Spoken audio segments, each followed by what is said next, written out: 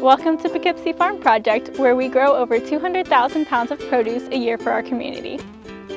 Here at PFP, we also love to celebrate how to cook healthy local veggies and fruits. My name's Kathryn, and today we're going to learn about one of our favorite vegetables, beets. And we're going to learn how people have been growing and using them for thousands of years. Sonia Joy is going to lead us in some seed stretching to get started. We are going to start today with some stretching to get our bodies moving and centered. Try it with me.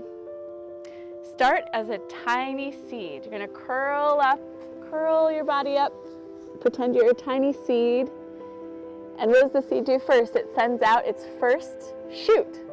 So send out one little hand, and this shoot becomes the root. So send it down to the ground and touch the earth. That's your root.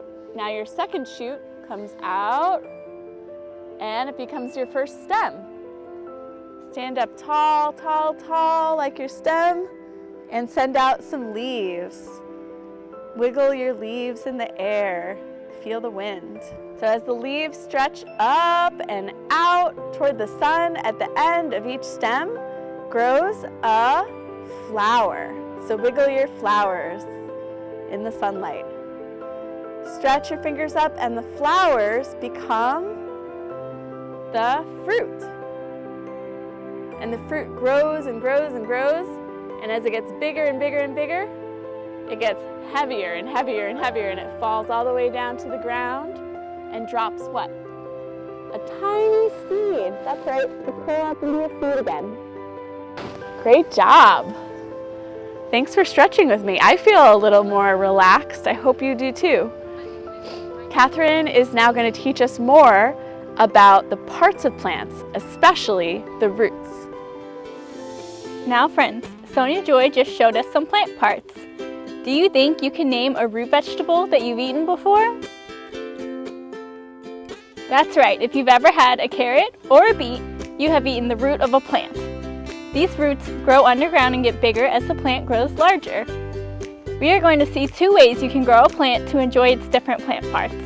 One way is growing microgreens. Let's welcome Lala to share the word of the day with us. The word of the day is microgreens.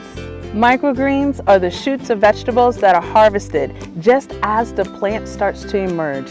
They are tiny versions of the plants that are packed with nutrients that are so good for our bodies. You can grow microgreens at home on top of your windowsill. They're a delicious addition to any sandwich or soup. They're great on top of everything. Next, let's learn more about beets with Kathryn. Our veggie of the day is beets. The mighty beet is the October harvest of the month in Poughkeepsie. You can eat beets in a lot of different ways. You can eat the tiny shoots. What are those called? Let's say it together. Microgreens. You can also eat the leaves and the root of the adult plant. What does each part of the plant do?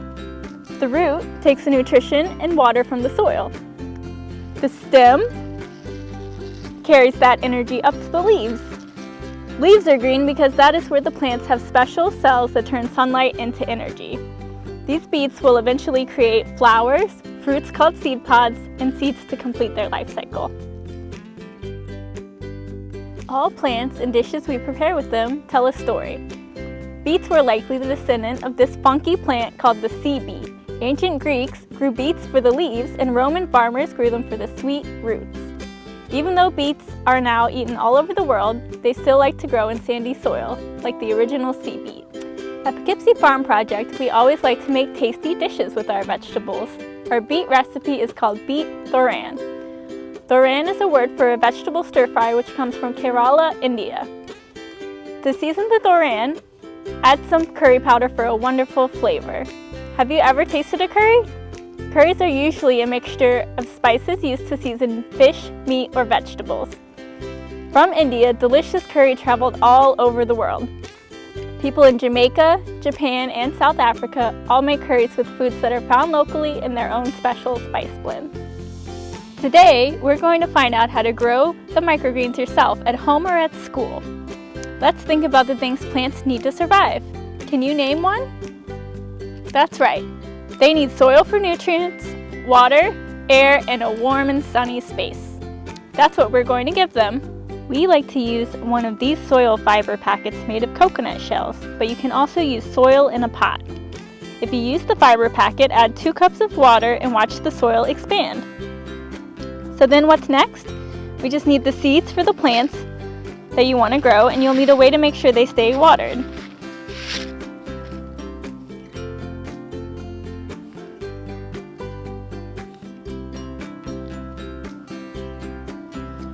You can use a spray bottle or a homemade watering can. When they look like these beet microgreens, in a week or 2, they are ready to trim and eat.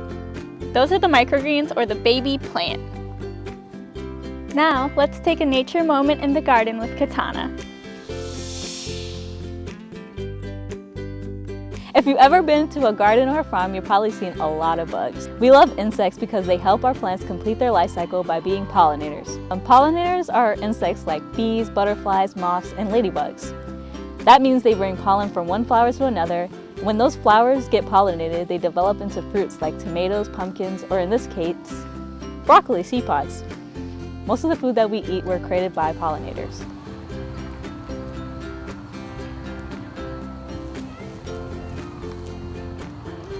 Click the link below to watch the companion cooking video.